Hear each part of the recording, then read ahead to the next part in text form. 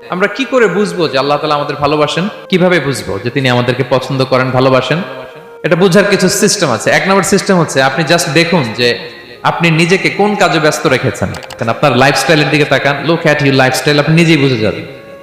আপনি যদি দেখেন যে না, আপনার ভালো ভালো কাজে আপনার ব্যস্ততা, আপনার এঙ্গেজমেন্ট ভালো লোকদের সাথে, আপনার সার্কেলটা ভেরি গুড সার্কেল, ভালো কাজে আপনার মন টানে, আপনি ভালো কাজ করেন, যদি আপনার কার্যক্রম এরকম হয় তাহলে বুঝে নেবেন আল্লাহ তাআলা আপনাদেরকে ভালোবাসেন।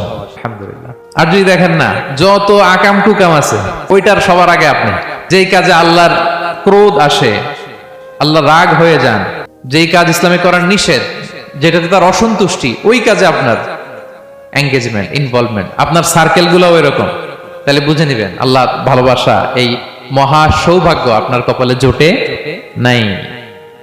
তাহলে এটা হচ্ছে একটা সিস্টেম।